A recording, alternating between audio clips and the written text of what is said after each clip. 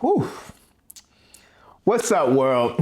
I'm nutrition and wellness guy, Chef D, your health coach. And welcome back to the show that helps you rebuild, restore, repair your health one healthiest habit at a time. So this is one of those episodes, episode number 4. It's all about sleep health.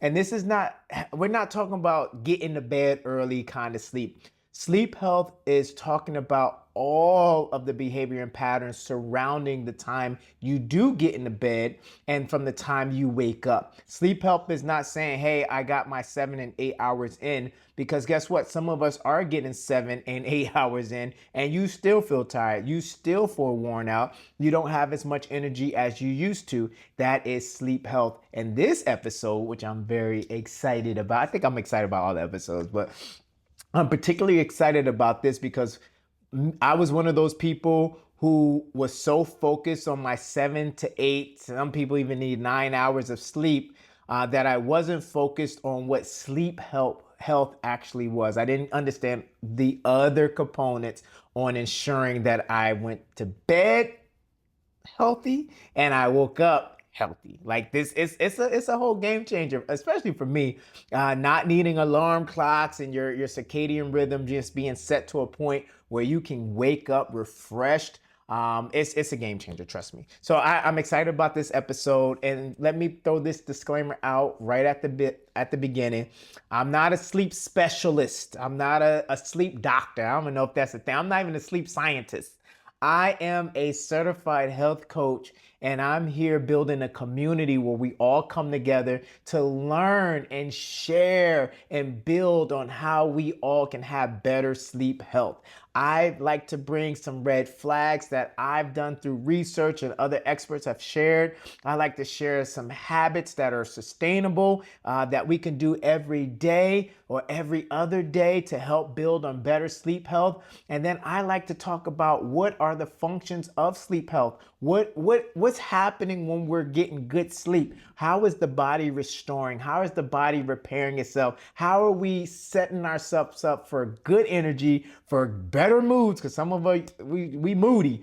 And it's not because you didn't eat. It's not because you didn't get enough hours of sleep. It's because your sleep health is off. And you're off, and people don't really even like being around you sometimes because you are off. And it's not because you just that busy and you can't think straight and you got too many responsibilities. There's some high performing people out there who are doing that and still in a good mood. There's people who are running a business, who have a family, who's going through school, who's dealing with a loved one with medical issues, someone who's getting better from an injury, and they still are not worn out. They still have energy. They're still getting enough rest. Why? Because they have good sleep health. Let's get there. I mean, some of us are already there. I know I can do better, so I want to get there too. And got an expert, a guest coming on later.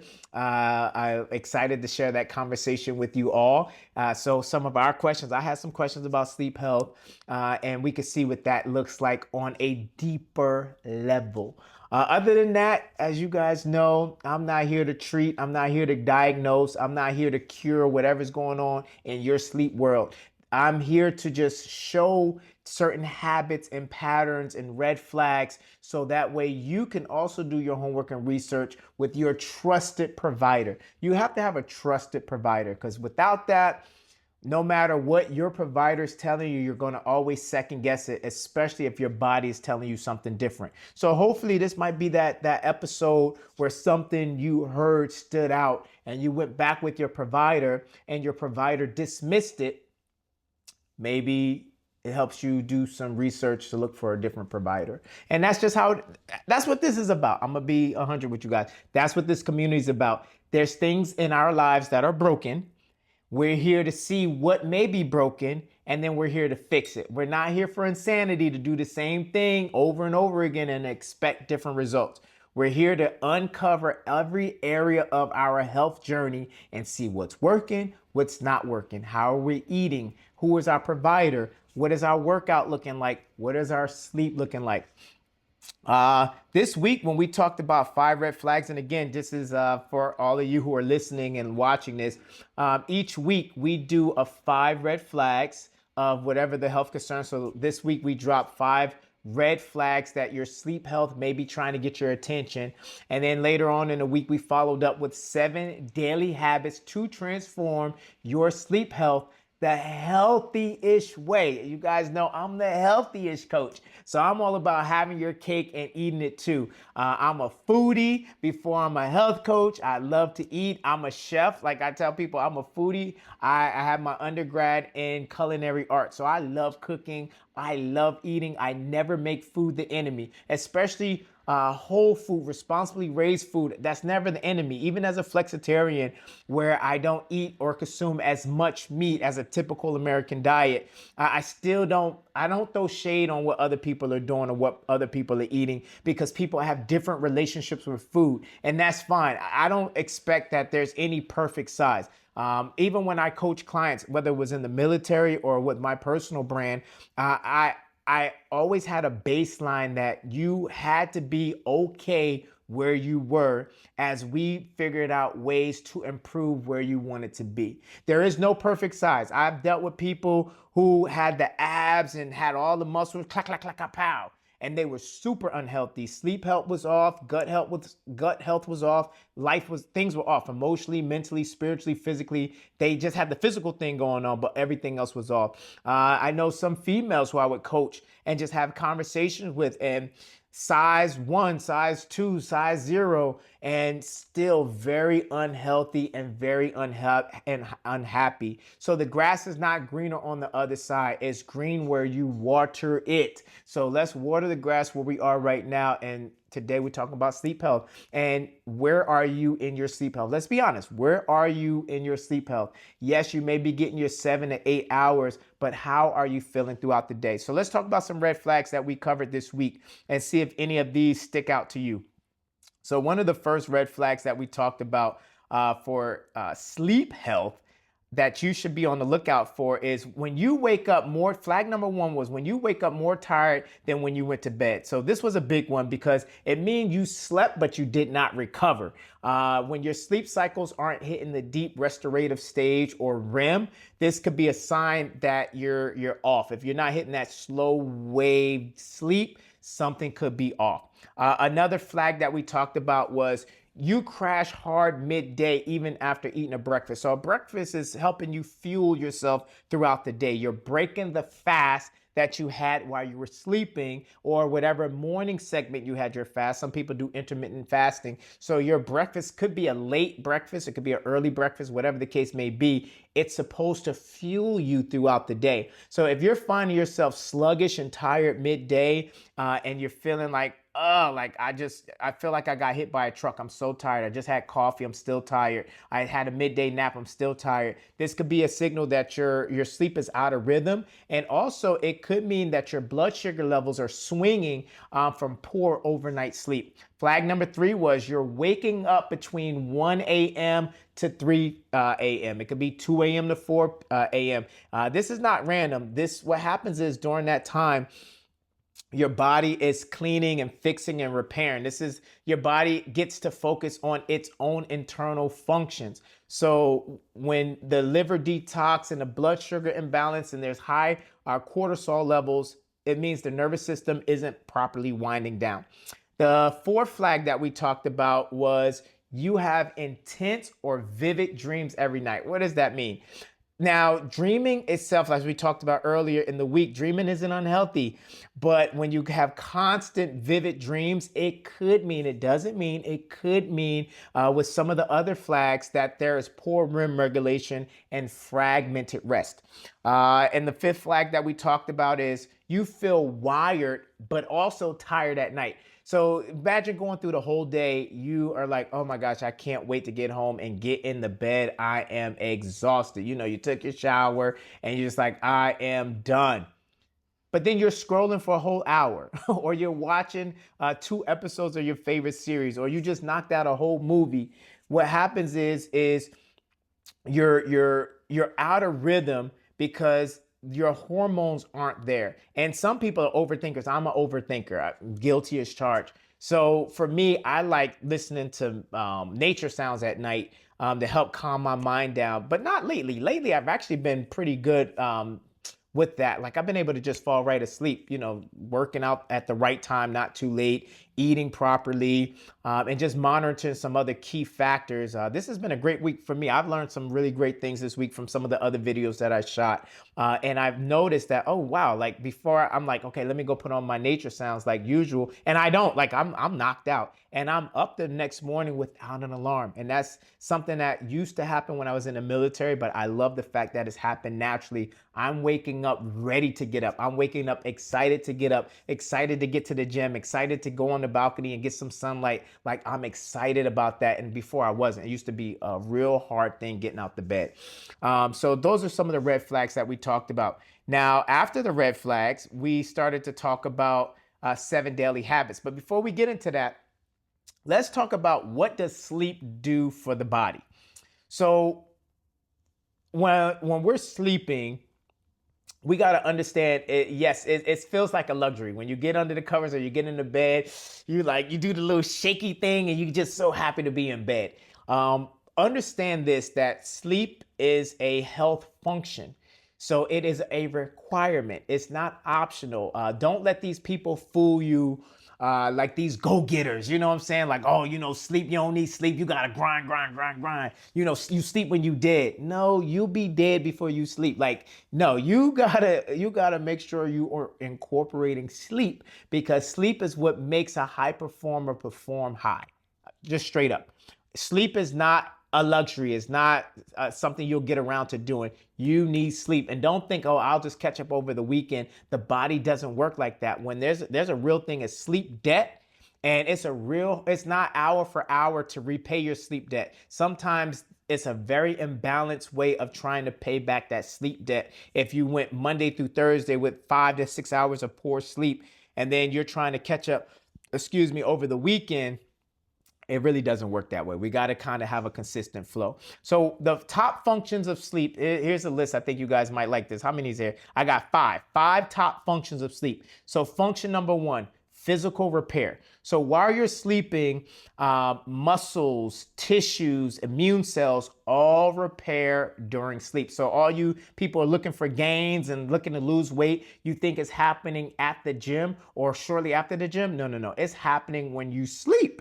It's happening when you get real rest. That's when the real repair happens and the real gains happen. Yeah, some of you knew that, but some of you are like, oh, word? Yeah, word. Another top function, number 2, hormonal regulation. So the growth hormone, insulin, cortisol, and all these other things, especially when it's tied to hunger and fullness, they all calibrate while you sleep. So you see how sleep is connected to gut and gut is connected to immune system. It's all a trifecta of them talking to each other to make sure they keep you prepared to be your best. They want to work for you. You are their boss. They want to be in good working environment and working conditions. What kind of boss are you to your gut, to your sleep health, and to your immune health? What kind of boss are you? And it's going to show up. The way you are to them is the way they're going to be to you. And the best part about how God created this vessel, they will take a lot of junk before they start to just burn out. They will take a lot. You would feed them garbage and you would put them in some really crappy situation and they will still show up for you. But it comes to a point where your body starts to break down and they want to show up for you, but unfortunately they can't because your body has been primed in a way that is deficient. So we don't want to get there. And if we are there, we want to get out of that because the body knows how to repair itself, especially when we support it. Number 3, memory. This is a good one. Memory consolidation and emotional processing. This is another top function of sleep. So your brain organizes what you learned and how you felt. Isn't that incredible? This happens during REM sleep. So it's almost like a backup system. Like your brain and your body and your mind and everything is now sorting and putting things in order. So the next day you wake up refreshed. You're not waking up foggy and you're not waking up stressed out. You're waking up refreshed because it's almost like your brain had a chance to back itself up, organize, get rid of what you don't need, address the things that you did need, and it moved on. And I think that's pretty incredible. Another function that happens during sleep is detoxification. Number 4, your brain flushes out waste through one of I'm all jumbling. Your brain flushes out waste. So during this time, and this is from the Journal of Neuroscience, during this time of sleep, this is when your body is detoxifying. I know you think it's happening during the daytime after you drink your lemon water. I'm big on that. I always talk about lemon water. Or if you just purchase that detox kit or the tummy tea. Listen, it's really happening at nighttime when you're resting, or not so much nighttime, but when you're sleeping or when you're resting. That's when detoxification is truly happening, and it's autopilot. So it just naturally happens without your help. You support it throughout the day. So when it's sleep time, it knows what to do and it's properly set up to succeed. And last but not least, you all probably noticed one. Some of you may not, but the immune support is activated. So while you're sleeping, you're naturally killing cells. It's like your virus fighters regenerates during sleep. So let me break that down. While you're sleeping, your immune system is gearing up for the next day. And the part of the immune system that fights off things that don't belong, it defends, and it keeps you healthy while you're sleeping is what allows it to build up its defenses. Have you ever noticed when you're sick or when you're under the weather and you're not feeling well, you're very lethargic, you're very tired, you want to sleep all day, because that's when your body's actually fighting off stuff and is putting itself in a position to fight off stuff. And because it's not distracted by other things that are happening or other stimuli that happens outside the body or inside the body. When you sleep, the body is like, all right, good. We don't need your your distractions, because we give the body distractions all day, good ones and bad ones. But when you're sleeping, your body's like, whoo, I didn't think he would ever shut up, or I didn't think he would ever stop scrolling, or I didn't think she would ever get off that phone. All right, y'all, y'all know, you know what to do. All right, you know what to do. And the kidneys talking to the liver's talking to the pancreas, the brain's talking to the gut. They're like, whew, she's finally asleep, y'all. Let's get to work. And that's what happens with the immune system. Y'all like that little description? But another thing, so now you understand that. So let's recap on some of the 7 habits. So when we were talking about the 7 habits, one of the first habits we say to help improve sleep health, because remember, sleep health is not about how long you're in the bed. It's also about what happens before you get in the bed and what happens in the bed and what happens when you get out of the bed. That's sleep health, the baseline of sleep health, but also what you're consuming throughout the day. All of that is involved with your sleep health. You're not going to drink caffeine an hour before bed. Why? Because that affects sleep health. There's a food that you're very sensitive to and doesn't agree with you. You're not going to eat that 2 hours before bed. Why? It affects sleep health. So sleep is not just about getting into bed for 7 to 8 hours or 9 hours for some people. It's about the behaviors and patterns you have before bed, while you're in bed, and when you get out of bed. So for habit number 1, get morning light within the first 60 minutes of you opening your eyes. So yes, we all have a natural tendency to grab our cell phones to see who emailed us, to see who texted us, what's happening on Twitter, what's happening on Instagram, what's happening on YouTube, checking up on a loved one. We just have a tendency of doing that.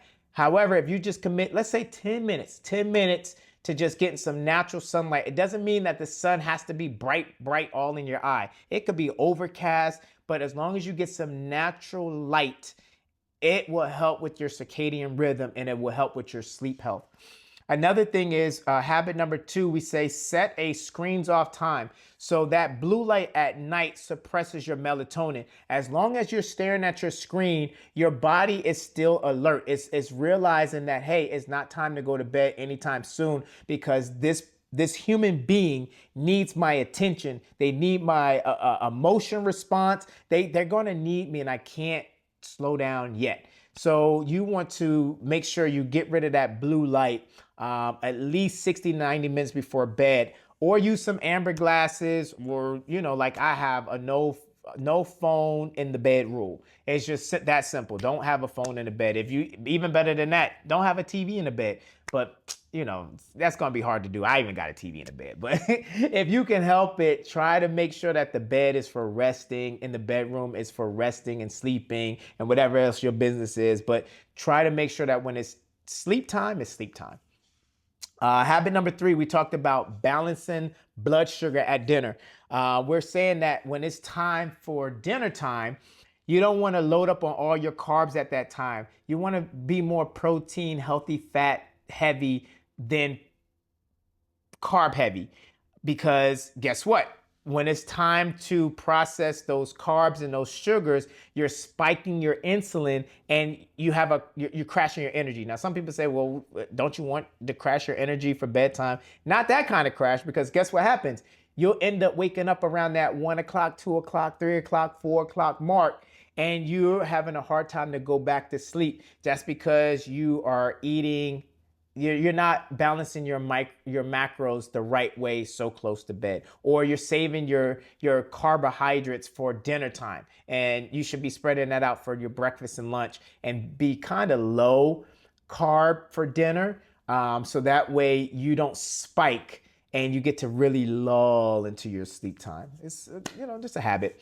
Habit number 4, we said move your body before 7 p.m. And what does that mean? So someone like me, I don't necessarily, I used to, my body's changed. I don't know, because I'm getting older, but I actually enjoy working out in the morning. Before, I did not. I did not like working out in the morning. And I'm still balancing that, to be honest with you. Like, I think it's just this week that I'm, like earlier this week, I think I was like, figuring out that I think I like working out in the mornings. And I think now I'm like, okay, I actually do like working out in the mornings.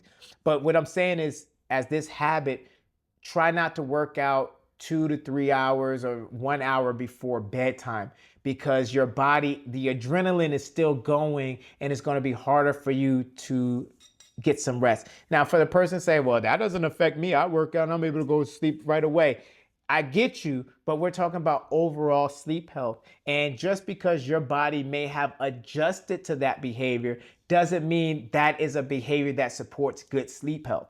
You see what I'm saying? Sometimes our bodies have figured it out for us, but it doesn't mean we're giving them the support it needs to have good sleep health.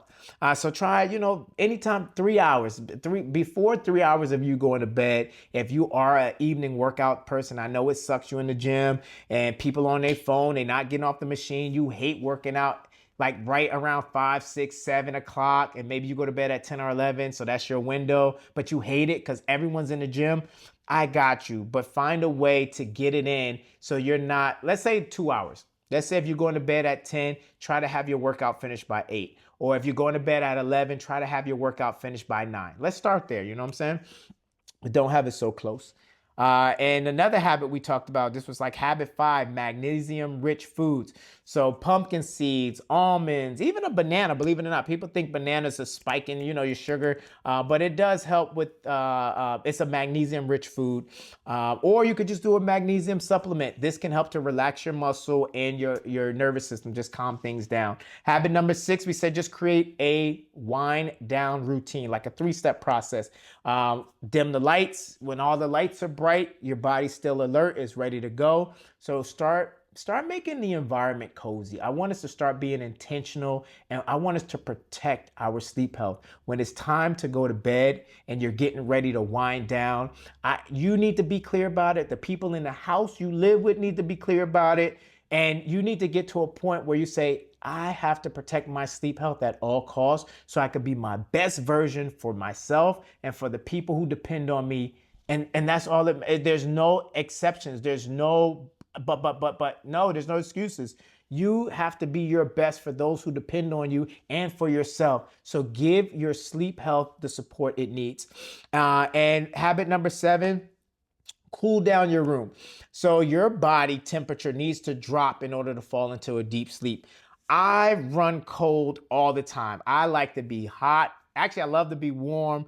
I have a form. I'm like anemic in a lot of ways, and I'm always cold. Always cold. It could be warm for everybody else, and I am freezing. I'm always cold. But that's fine. You know, I've been diagnosed with that, and I do what I need to do for iron and other stuff like that. But mine is I can't fix mine. Mine is a deficiency. However, I realized that when I'm not too hot, let's say for most people on average 65 to 68, your body can get into a really nice deeper sleep. For me, maybe 71 to 74, because I run colder. I notice I'm in a deep sleep. If it's hotter than that, if it's too hot, it's hard to have good deep sleep or good sleep health. But I mean, you and your situation, people got different situations. So you just got to monitor your situation. Don't feel bad if you don't have central air, that's fine. A fan works just as well. If something's blowing on you and it's cooling off the surface temperature, that works fine. That's a good temperature hack. So don't stress like I don't have an air conditioner. I don't have anything to monitor. That is 65 to 68. It's okay. Don't wear so many layers of clothes and have some type of circulation on you. It works just as fine. And that's what we talked about. Those were the habits.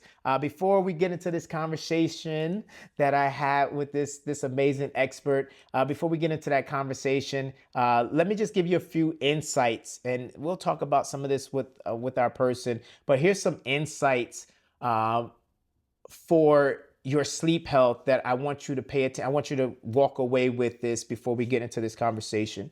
So when it comes to your sleep health, your nervous system has to feel safe. And this is a cool little list I put together about 4 things. So your nervous system has to feel safe.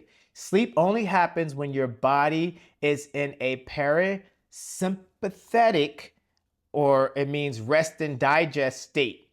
Now, all the smart people, y'all probably heard that word and say, "Dag, he chopped it up." I told you I'm not a scientist, you know what I'm saying? But but in other words, let me stay in my lane.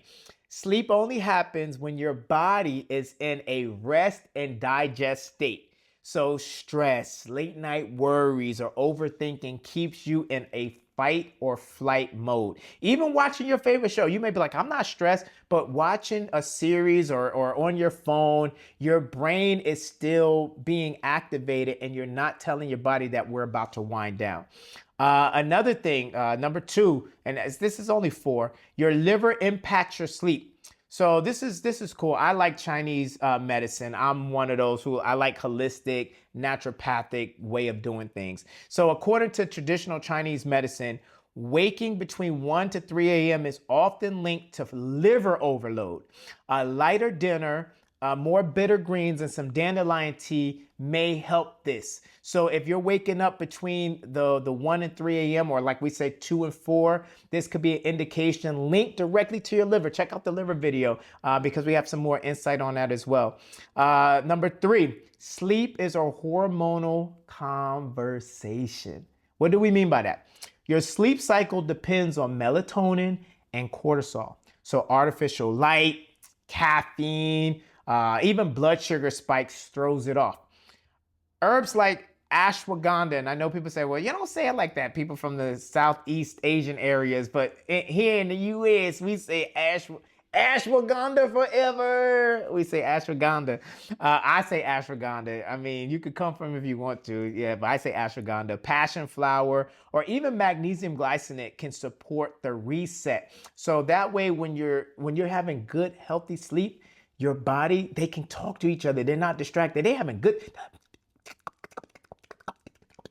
having like really good conversation. They're not trying to wake you up, but they just doing their own thing. They're on autopilot, and that's how you want it to be.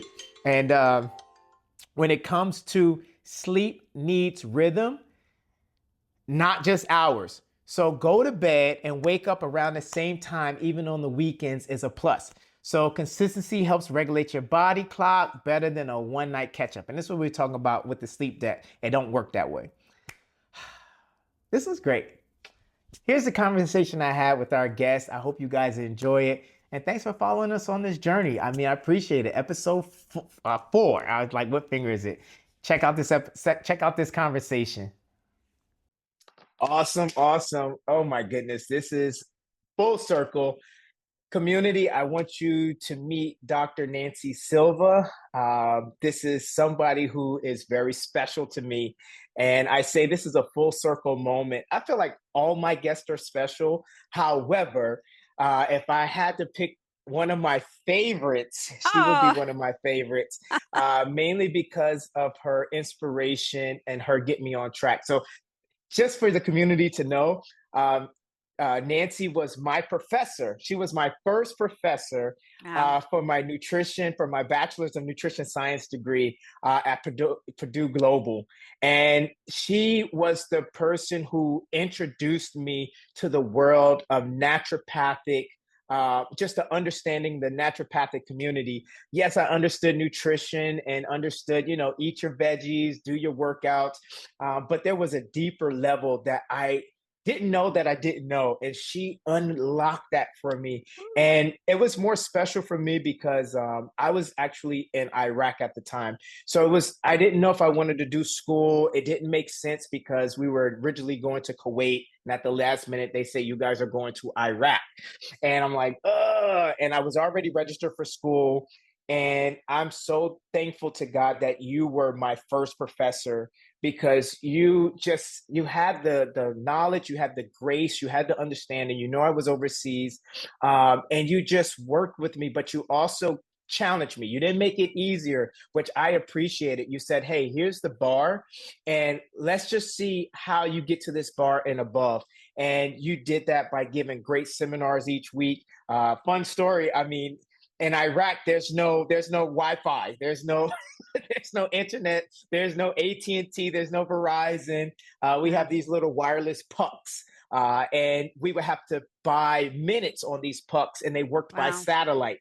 So it'd be 3 or 4 in the morning because that time frame was East Coast time frame. So I think our seminar, doctor, it was like at 7 p.m. Eastern time, which was Yeah. like 4 or 5 o'clock Iraq time.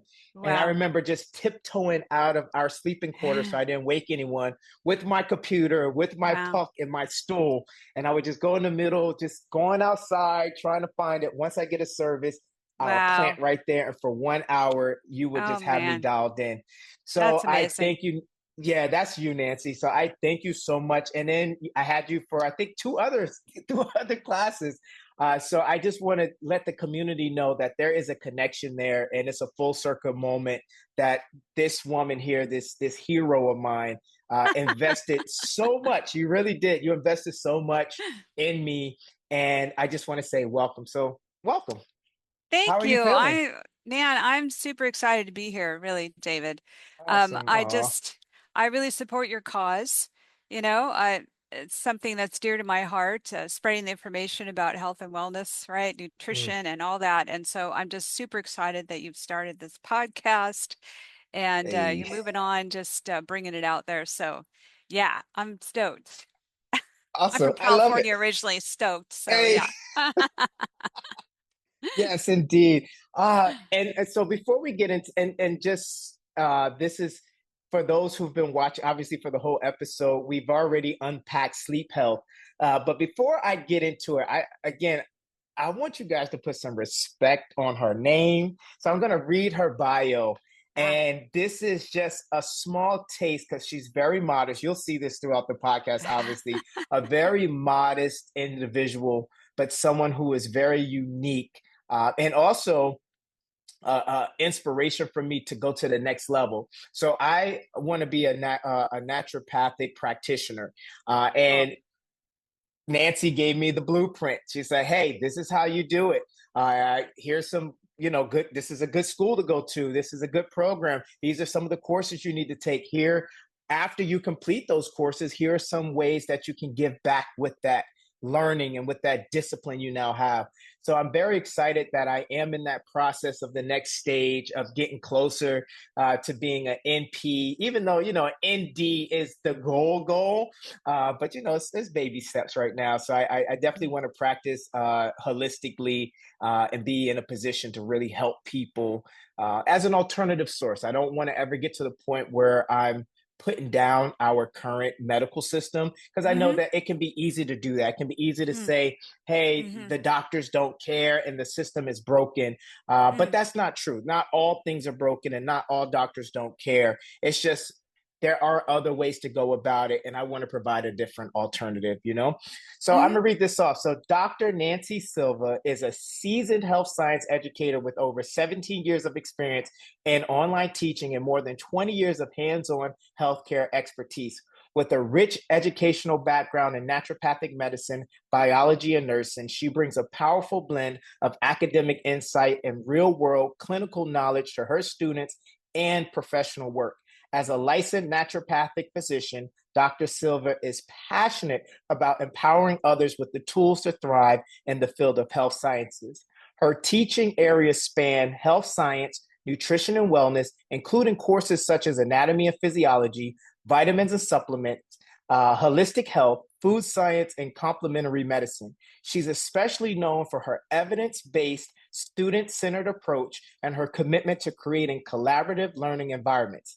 Dr. Silva holds a doctorate in naturopathic medicine, a bachelor's degree in biology, and associate's degree in nursing. Her skill set includes curriculum development, student engagement, and course evaluation, making her a standout leader in both virtual classrooms and the healthcare education space.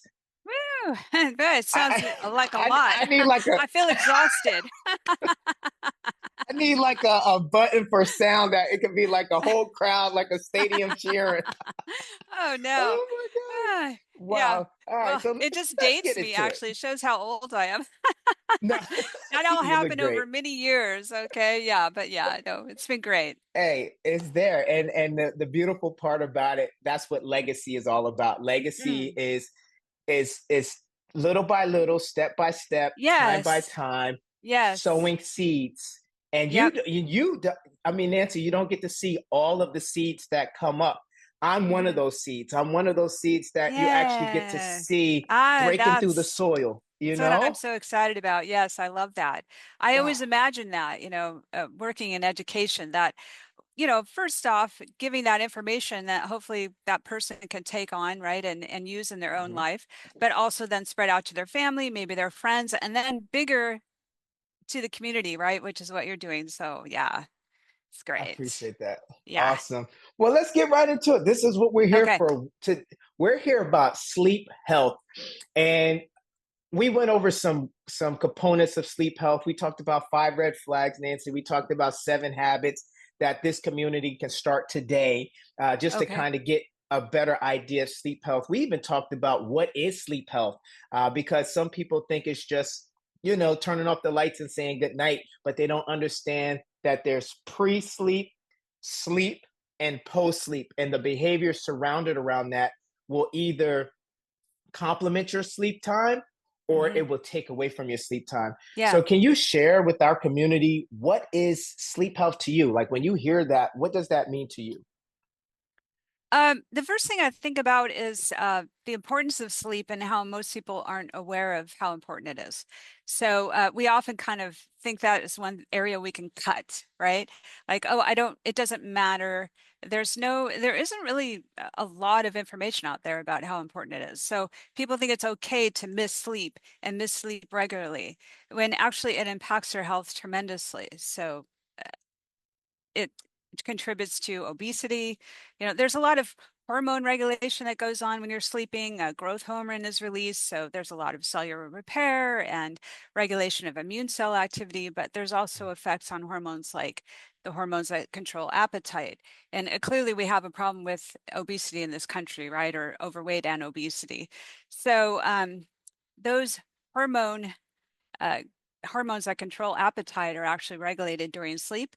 And so this has an effect on one's eating behavior. Uh, People who don't sleep regularly tend to eat about up to 500 calories more a day. And that's that dysregulation of those appetite hormones. It's associated with cardiovascular disease. So inflammation, you don't get enough sleep, there's inflammation in the body. This contributes to damage to the coronary arteries. Um, Type 2 diabetes, so dysregulation of insulin Mm. sensitivity. I mean, it just goes on. High blood pressure, oh, atrial fibrillation, dementia, right? So decreased REM sleep. You were talking about those cycles of sleep.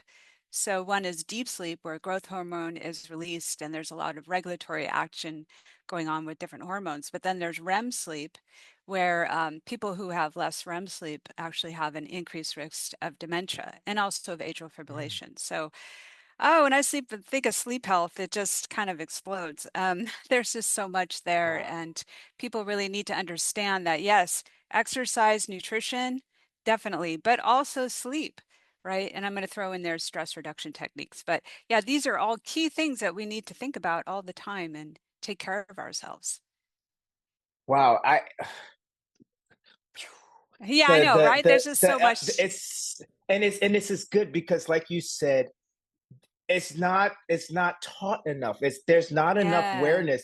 Hmm. Let's unpack the part about the appetite. Mm. So for those who are, I mean, I have clients who get really frustrated about their efforts.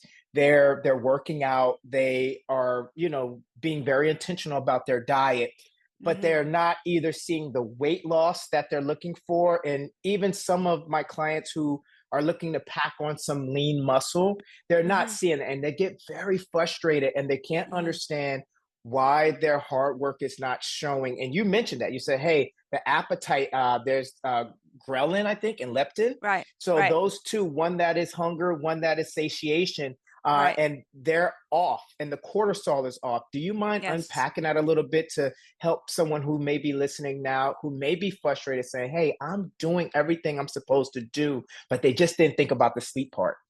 Yeah.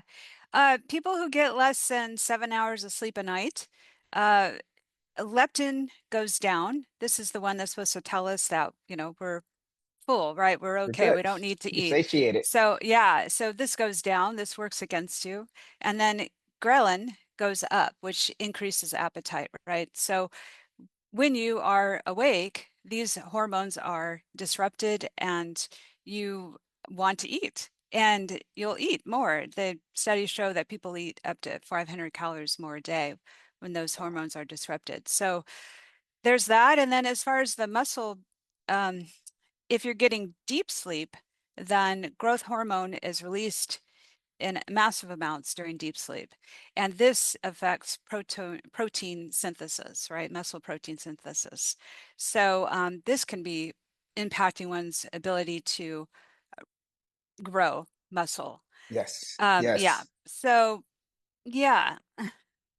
No, that's spot on. And that is the thing that I'm trying to bring more awareness about when it Mm, comes to the sleep part. That um, your hustle is great, but sleep activates the healing of your hustle. So all of your hard right. work that you did throughout the day, whether Yeah. it was discipline from not overeating, whether Hmm. it was, hey, I took the stairs today instead of the elevator.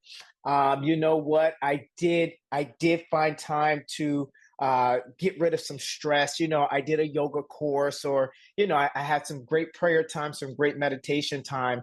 Hmm. However, no, I didn't get enough sleep. I was watching a series, or I was on my phone doom scrolling, or whatever the case may be. And I'm glad that this is something we're starting off with this conversation, because again, all of your hard work, muscles are not grown in the gym.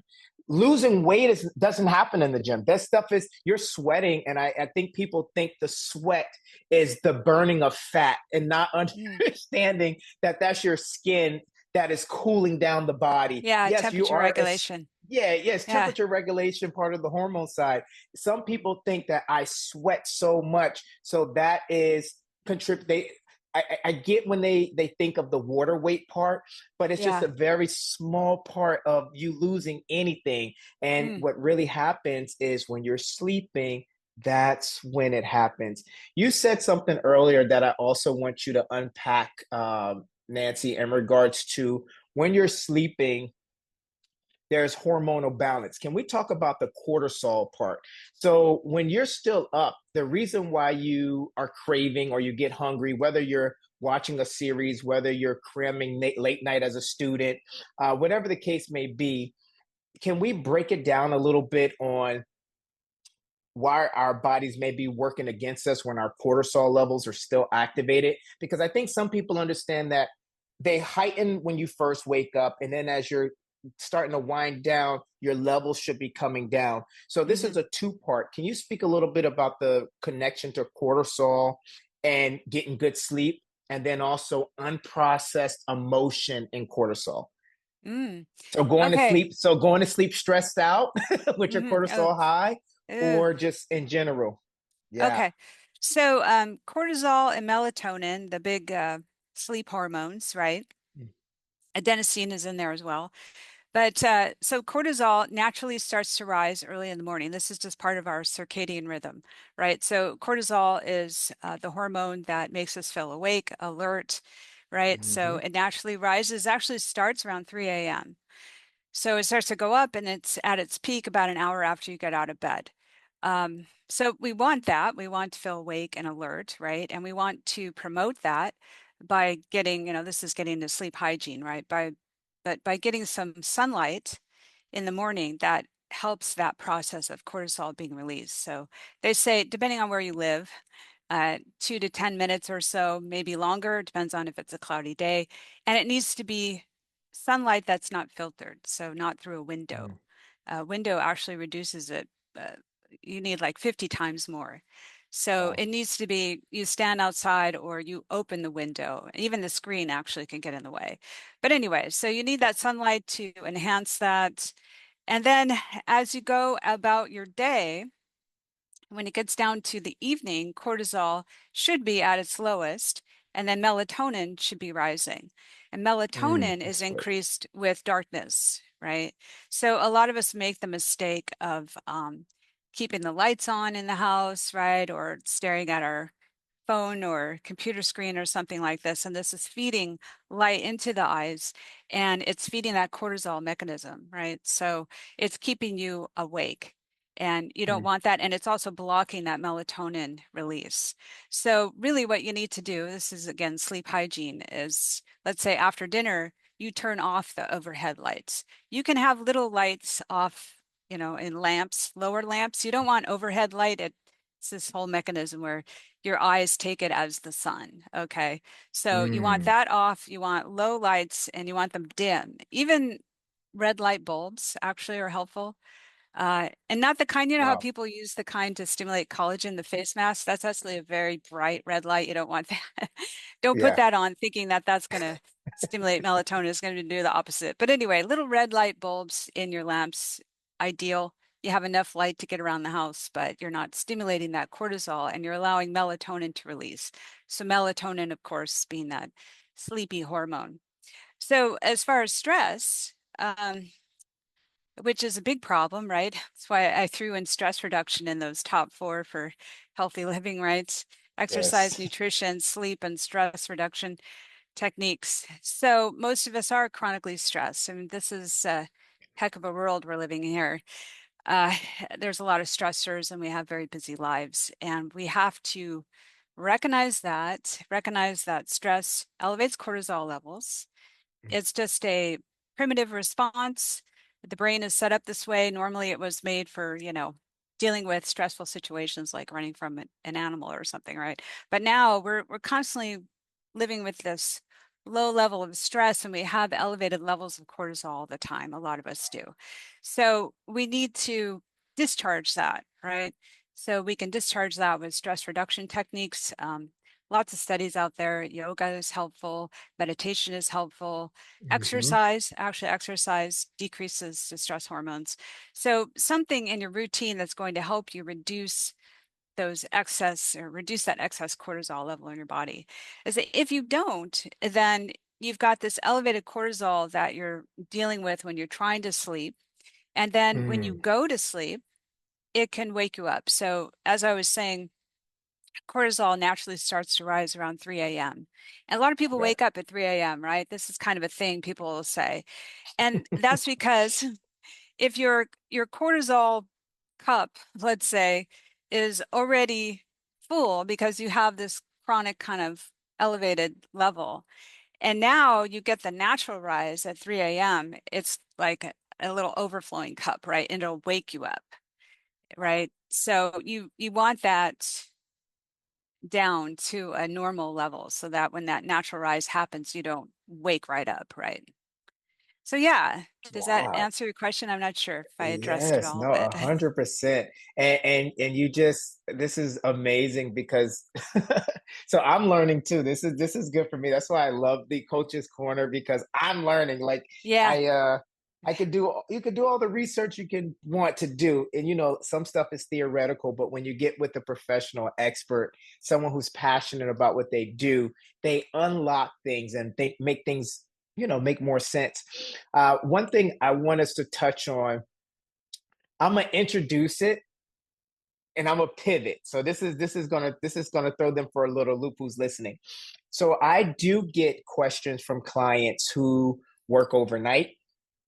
I get mm, questions from clients who are new parents. So they're on the baby schedule where they are up mm, throughout the night. And then I oh, get questions from people who are caring for elderly who have nighttime needs. So we will talk about some strategies for that. I am one of those cohorts oh in yeah, regards to my grandpa. So his right. sleep regimen is all over the place, and I also try to find ways to work on sleep hygiene. Just have to be way more intentional. Are there any? Let's get right into it. I was gonna introduce it and pivot, but let's touch on it a little bit. Are there any little techniques that we can share with our community for those who are working night shifts, for those who are new parents or dealing with the elderly? What are some things they can do in regards to sleep hygiene when they have interrupted sleep? Interrupted sleep. So if you get up in the middle of the night for whatever reason, the first thing you want to make sure that you don't expose yourself to a lot of light.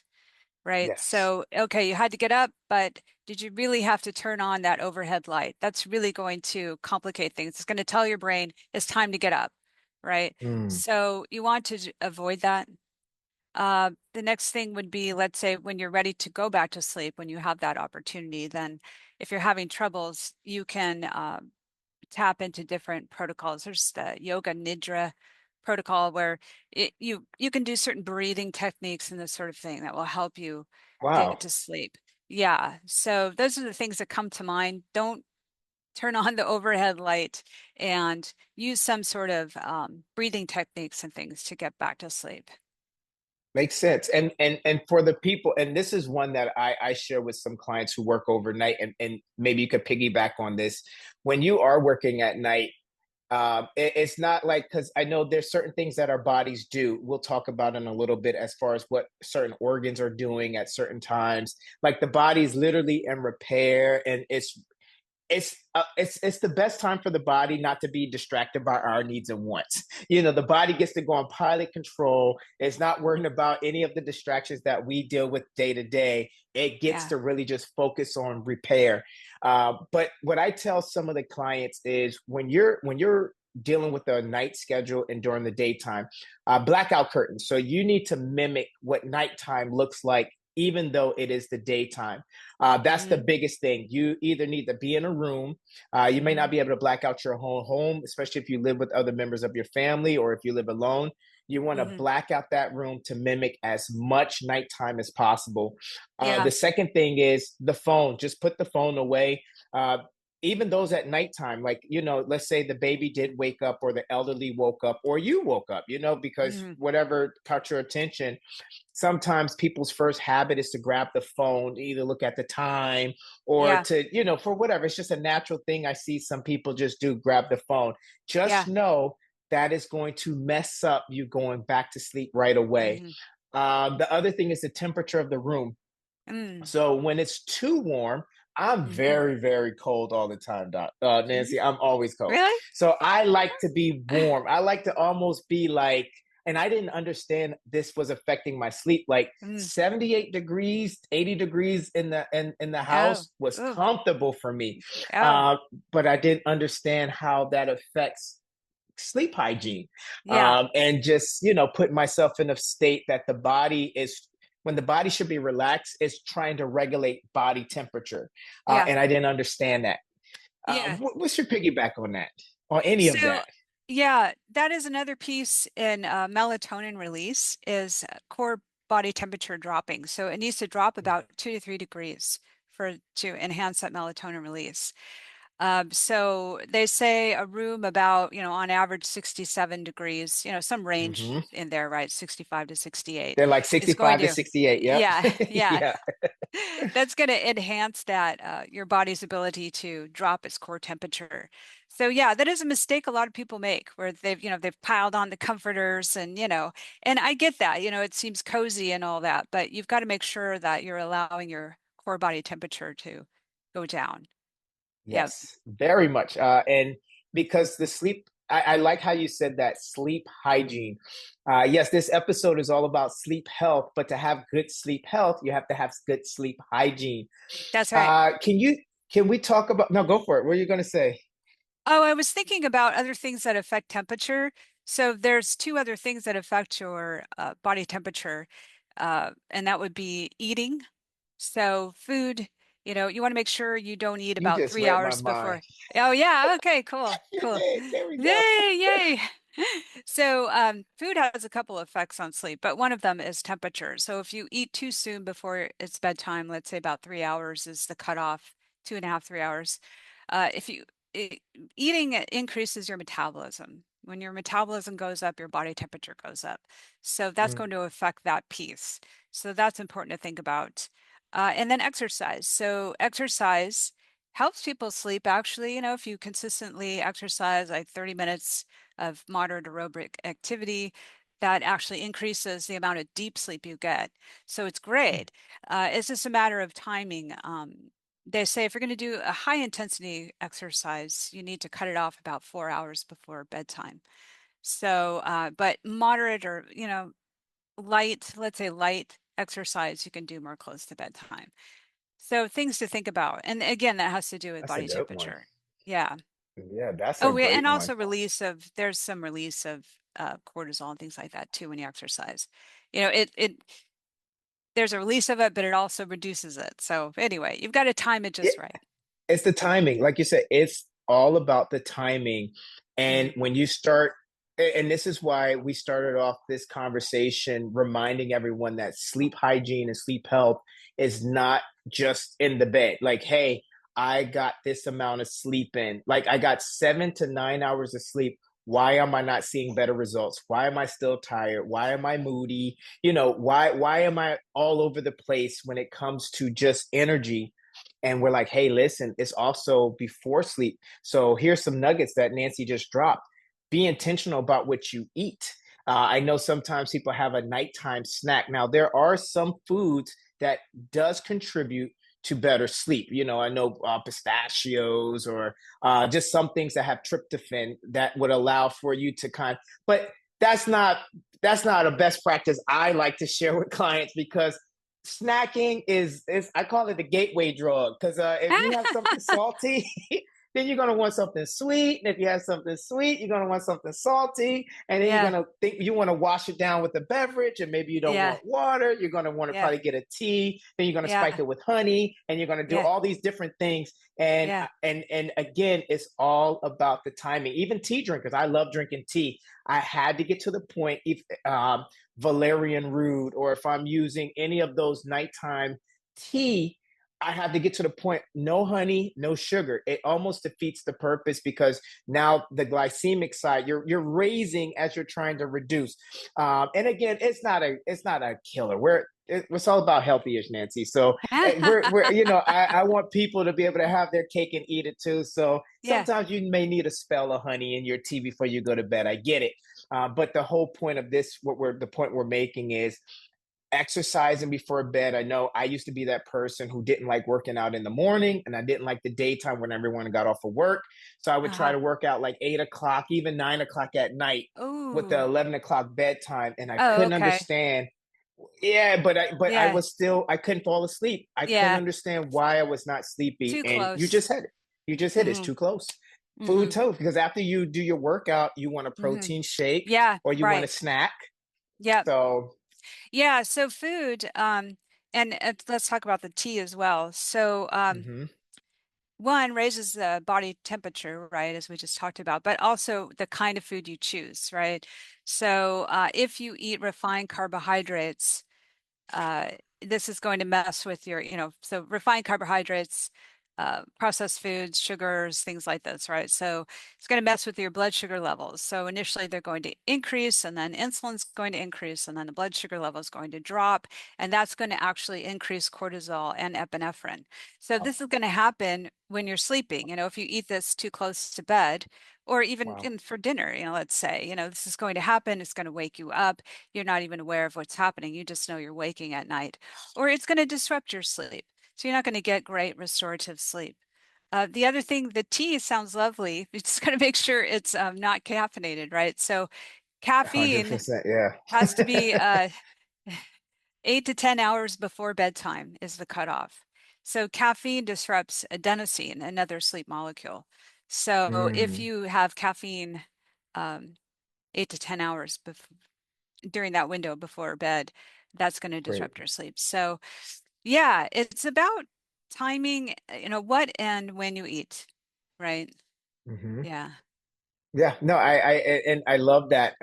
It's funny. Caffeine was one of the things I gave up. I think it was last year, and I was just like, I just give up caffeine, and I didn't think I Okay. could because I thought caffeine was linked to just energy, but not realizing that just the right food, staying active, getting sleep, you just have a natural source of energy. Like your Yeah. body, like you said, once you wake up and you get out there and the sun hits you, you don't grab your phone right away and you process emotions, whether it's through therapy or talking with friends or prayer or yoga. Once you start getting certain things in line of the body, Yeah. energy flows like Mm, it comes and it it's goes, true. and you won't need boosters. You all you'll need is just maintenance, and that's what I had to learn, and sleep was the last component. I want to, you said you called it Epinephrine? Oh, epinephrine. What is that? adenosine? Which one? Yeah, both of So them. What? Yeah, I know you said they're like the molecule. They're like hormone stuff. Like, can you break that down even for me? adenosine is helps with sleepiness. So it's one Okay. that people often don't hear about. They hear about melatonin all the time, right? Melatonin is what makes you sleepy, but adenosine plays a role in that as well. And Oh, it's what it does is it gradually increases during the day and then helps with that feeling of sleepiness at night. So caffeine actually blocks the receptors for adenosine. And that is actually wow. why you feel so alert when you drink Mhm. caffeine. It's because it's blocking those Wow. receptors. Yeah. Wow. Okay. Yeah. And the other one, the Epinephrine epinephrine. or adrenaline, so AKA, right? They're both Oh, one and the they're this. same, released from the Okay. adrenal glands. So they are released in response to stress, right? Those are our primitive respond to stress molecules that increase heart rate, increase, you feel alert, right? You're ready to fight.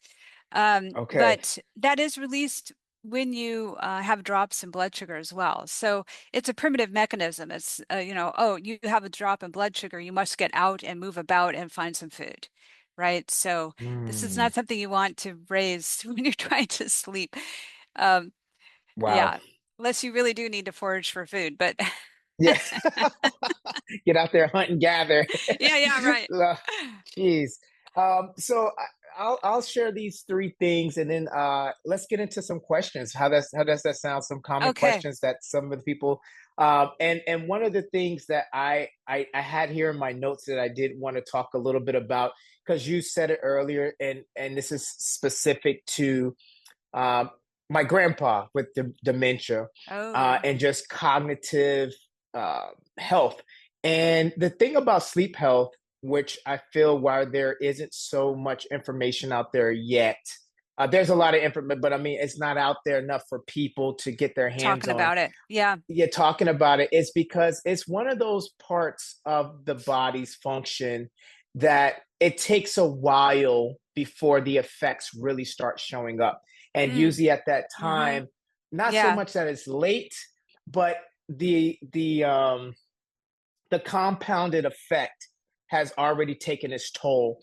And Mm-hmm. dementia is something that I've been studying a lot lately, like Mm, really studying and understanding how does plaque actually get on the brain? How is the brain's memory affected from diet and all this other stuff? So with sleep, I didn't know this until just digging a little deeper that when you're sleeping right, the lymphatic system clears the toxins during mm-hmm. sleep. So when you're sleeping properly, the brain is shut down long enough for toxins to get cleared. But if you're saying, "Hey, I'll sleep when I die. I gotta hustle. I gotta make this money. I That's gotta get true. my business off the ground."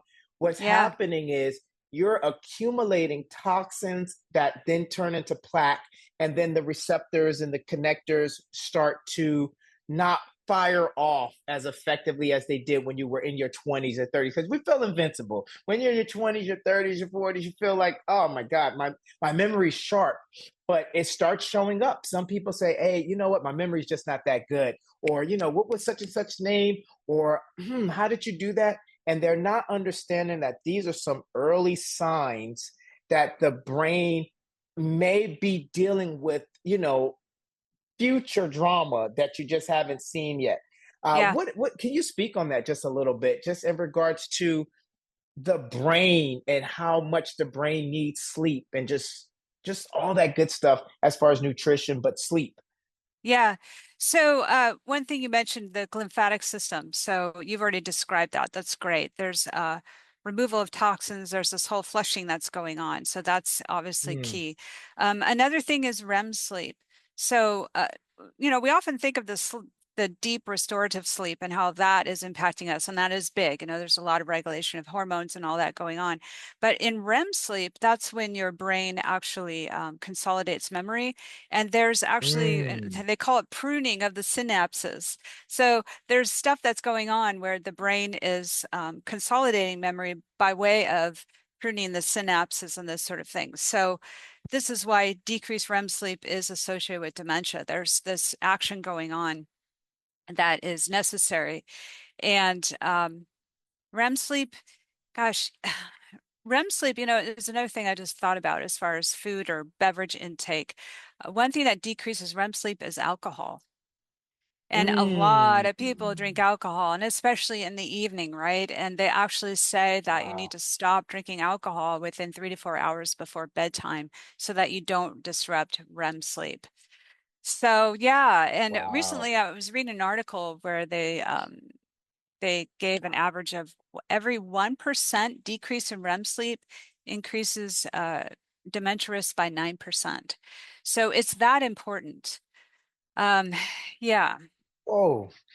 We almost passed that. Wow. Just the yeah. memory Oh, consolidation is yeah. huge. Yeah, and then also serotonin and dopamine regulated during REM Hey, sleep. there So, you go. which, how many mood disorders are out there now? It's just terrible, right? So, serotonin, of course, associated with anxiety and depression, and dopamine is your pleasure and motivation, right?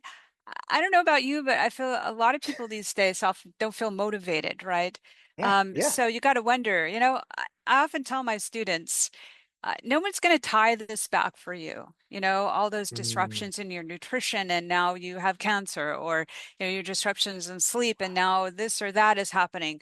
All these little things, they're just going to, as you were saying, kind of eat away over time, and eventually something happens, and you're not going to be able to completely trace it back.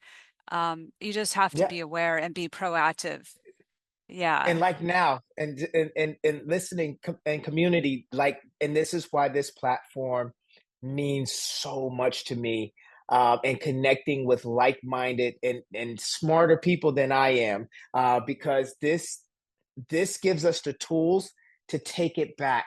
This gives us the tools to tie it back, as Nancy just was saying. This is giving us the tools right now to say, hey, when you know better, now you can do better. This Hmm. is not a commercial. We're not selling a special sleep product Right. at the end of this episode. And Hmm. if you act now, 50% off, or, and there's more as seen on TV. We're not doing that.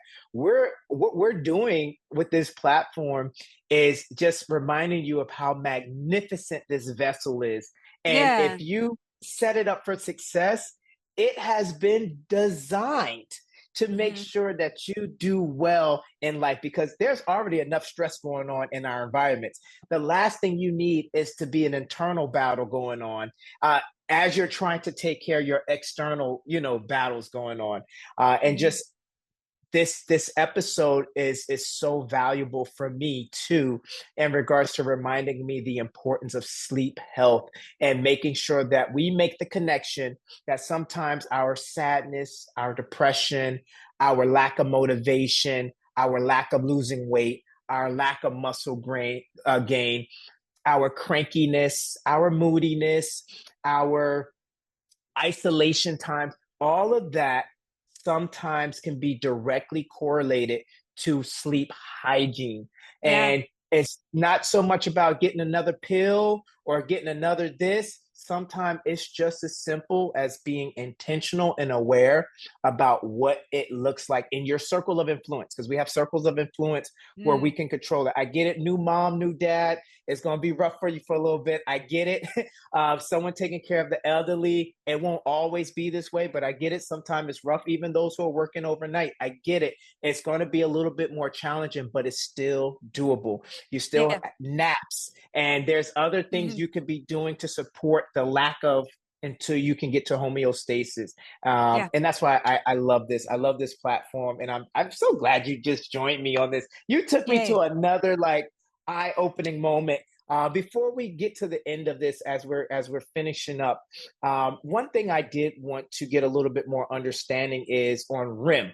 So I know you mentioned REM, and I know there's like different stages of REM. I believe is there five, or there's a certain amount of REM.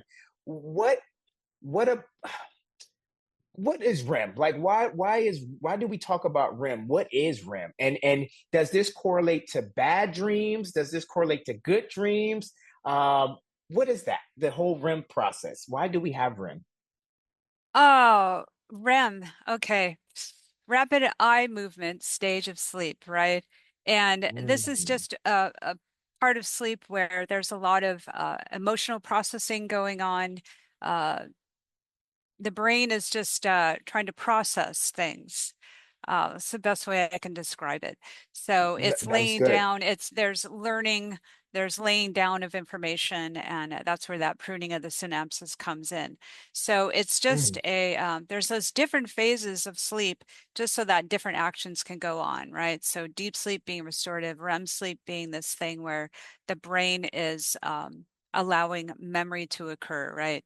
Uh, Memory consolidation, processing of emotions, this sort of thing, regulating serotonin and dopamine and all that. mm. Yeah. So So REM just is the different goal. phase. REM, well, actually, there are four stages in sleep, right? The first is just a Okay. light sleep, and then you get a little deeper, and then you move into the deep sleep and REM sleep. So those are the longer stages of sleep. And then you go through sleep cycles every night. So you'll go through to six of those through a Wow. night of the whole cycle, right? So Wow. you need all of that, right? So when they talk about fragmented sleep, let's say, so if you drank the alcohol or you ate the refined carbohydrates or this sort of thing, or your cortisol is disrupted because you didn't have the right You've kind been of doom light scrolling. You've been exposure. scrolling. Yeah, eh, you've been scrolling on your device. uh, Uh-huh. Yes, all that. So it'll fragment the sleep cycles. So you won't get this nice continuous, sleep cycle that, ideally you're going to go throughout the night, right? And so it'll be fragmented and that'll disrupt different parts of the cycle and then result in all these things we talked about. Yeah. This is amazing. It's Community, I really, yeah, this it's is interesting, right? Yeah.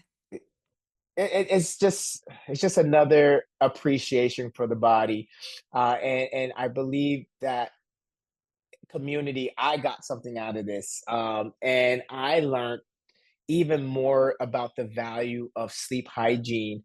And then also, one of the things I'm going to do, Nancy, is be a little bit more intentional about the morning time.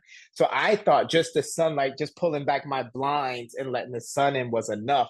But The now window. Yeah, understanding, just going outside, just breathing the fresh air. I guess that's why back in the day they would go get the paper. It's so many things that they did back in the that's day. true. They'll That's go get the true. paper or they'll go get the Oh, milk or yeah. whatever the case may be, or walk the Yeah. dog. Some people are fortunate they have pets, so you got to get up Yeah. anyway. But I Yeah. mean, I'm thinking like, why do they go get the paper so faithfully every morning? They don't read it right away. But just that 2 to 10 minutes of just going outside or on your balcony or opening the door just to get that exposure Yeah. is so critical to sleep health because Yeah. it's how you're setting up your day all the Yeah. way until you get back into your nighttime. And Yeah. these are the habits that we're saying will help Yeah. with a lifestyle change. Yeah. I like that you brought it back to the older generation. Uh, they really had it down, right? We've lost a They lot of did. those simple techniques, right? So getting outside in the morning, as you said, to go get the paper or the milk or something, and eating three squares, right? Not being exposed to all this crazy food from the food industry, which can disrupt your Yes. sleep and other things, right? Um, They what didn't else? have blue screens. They didn't have the screens, right? Yeah, so Wow. it's interesting. And they ate whole foods, right? I mean, they Hmm. weren't so exposed, so they were getting more of a balanced meal and not refined carbohydrates and all this. So, yeah, I like to think about Wow. that a lot. I like to take it back to primitive man. Yeah. Right. So I'm always thinking about that. How were we meant to live, right? And naturally, we'd get up Mm. in the morning and start foraging, and we'd have that overhead light and it would wake us up, and at nighttime it was dark, and we were eating real foods and this sort of thing. So I like to think about that kind of thing all the time, Wow. always bringing it back to what should be happening. I should be moving my body, eating real foods and being exposed to light and then dark. But yeah, the older generation was living in tune with that, and sadly we've gotten all out of whack. So Yeah. we Yeah. have We to, got a we little just have away to from that. understand it and bring it back, right? Just bring it back, Yes. recognize it, bring it back, and yeah, just kind of figure it Yeah, out. because for those who argue about evolution, evolution doesn't happen that quick. So oh well, we evolved. It's not we're not like them. Our Oh bodies we're no. able to evolve to the blue lights Oh now. And I hear no. some young people. They're like, No. I'm fine. I was on my phone or I played my game until a certain Yeah. amount of time, and not even Yeah. understanding that being so actively and emotionally engaged close to bedtime Yeah. is something that will disrupt good sleep hygiene. Mm, Even a rough conversation, an argument. Um, mm. I always say unprocessed anger, unprocessed disappointment, unprocessed sadness does affect sleep hygiene Oh yeah. because you have an emotional imbalance going on. And this is, we talk about the five pillars of health, and spiritual health is one of those components. So Hmm. finding a medium that that agrees with you, whatever your lifestyle is. I'm Hmm. Christian, and I don't shy behind that, but I also respect that people have other ways of connecting spiritually, and I Hmm. respect that. Hmm. It's not like, oh, this is the only way that you should be doing it. Yeah. I believe that there are ways that people get to where they're going to, and when it comes to the spiritual part for me and what works for me, I Hmm. just realized just prayer and just really getting to a point of calming everything down, Yeah. giving it to God, and Yeah. just really dealing with it the next day goes a long way. And instead of it festering while you're trying to get sleep. Oh, definitely. Let go, let God. Yeah, that's definitely a good technique. Right on. It works. Yes. Right on. All right. So I know as we close out on this coach's corner, I do you mind sharing how can people get in touch with you? Let's just say they're like, I need a new best friend. I need a new virtual, guru. How can people get in touch with you? I know you have an Instagram that I liked, just because it was something that helped me get back into my social media. I like how you do your information. It's so simple, but it's also very valuable. What's your Instagram handle so people can at least get in touch with you, even if they just want to share how they enjoyed this episode? Yeah, so my Instagram handle is how to age better. I put little dots in between, how dot to dot age better. I think you can find me just with my name as well, Nancy Silva, ND. Um, yeah, and I post a lot of things about, well, health and wellness, right? As especially as related to aging. So how to age better, obviously, Mm, but it relates to all of us. So I do have one up there on sleep health, and I've got some on myokines, one of my favorite topics. So wow. yeah, molecules that are released when we use our muscles, right? And all the effects they have in the body. I love myokines, so talking about them. Oh, Nutrition, just all kinds of stuff. So I enjoy sharing all that information, just like you. I just want to get wow. the information out. So I am there, and then there is a link tree there where I created some new YouTubes. They're actually made from AI. They're little shorts, but they Hey, have good I information. love it. Yeah, I so love just, it. just starting to get a blog going and that sort of thing. So you can find all that right there on my Instagram page. I am on LinkedIn as well if anybody wants to connect with me on LinkedIn. Yeah, And they so could just that's do it it by for your now. name, right? Just Dr. Nancy Silva, Yeah, I'm ND, and actually they should be able to Nancy find you Silva right on ND. LinkedIn. Just Nancy Silva ND is what it's under. Yeah. Okay, Yeah. awesome. Yeah. Wow, this was amazing, I'm gonna just say it now because we're recording. So there's like two other health focuses that came to mind. You talked about the muscle health, and there's a gut health, but we'll talk because I want to invite you back, and Oh, it'd be hopefully you'll say fun. yes. Yeah. Oh, I But think it would this, be great fun. Yes. Yes. yes, And great to this get is the good. information out. Yeah, cool. Awesome.